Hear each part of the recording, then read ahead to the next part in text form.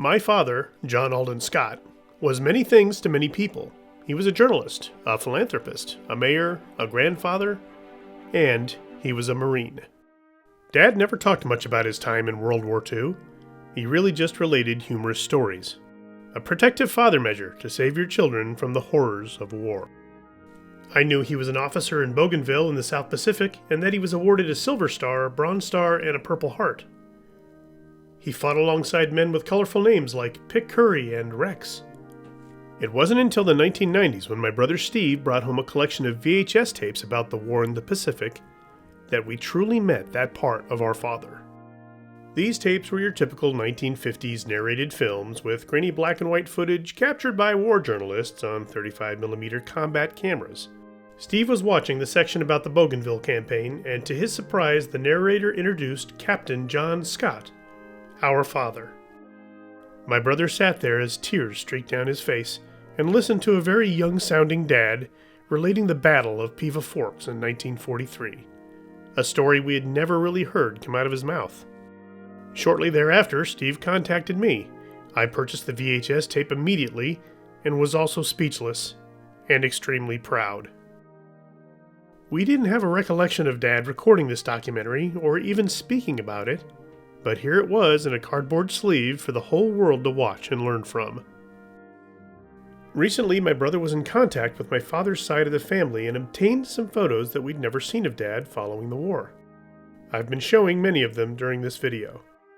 Brigadier General John A. Scott is gone now. However, we're thankful for his insight to his experiences. I hope you all enjoy this excerpt.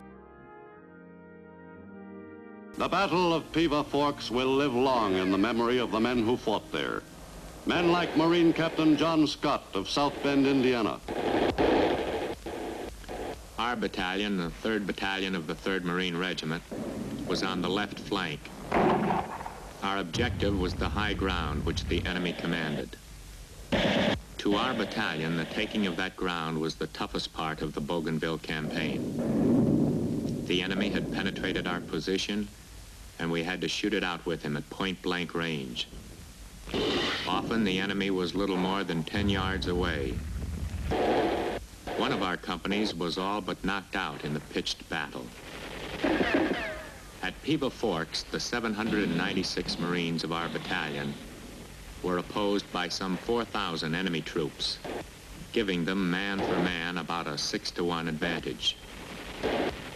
But we took the high ground and staved off a quick enemy counterattack. In the late afternoon of November 21st, after a day of very tough going, we had our objective, and we hung on to it.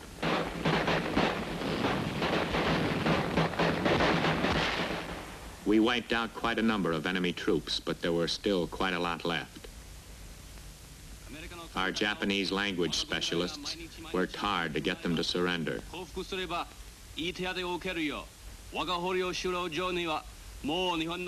Taking prisoners was worth all the trouble it usually turned out to be. Most Japanese soldiers, of course, preferred not to give themselves up.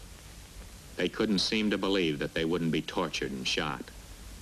From time to time, our intelligence officers picked up some really valuable information, sometimes from the prisoners themselves, sometimes from documents which they carried with them.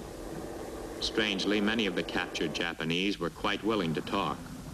Some volunteered information about their units in great detail.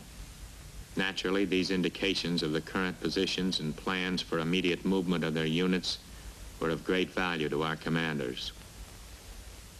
In our part of the Battle of Piva Forks, 1,696 Japanese were killed by our battalion alone. We suffered some casualties too, but not many in comparison. Of course, to the men who were hit, it was the toughest battle of all, no matter how light the casualty figures. In the 3rd Battalion, 3rd Marine Regiment, 107 men were wounded at Piva Forks, and 27 men in our battalion didn't make it. Semper Fi, Dad.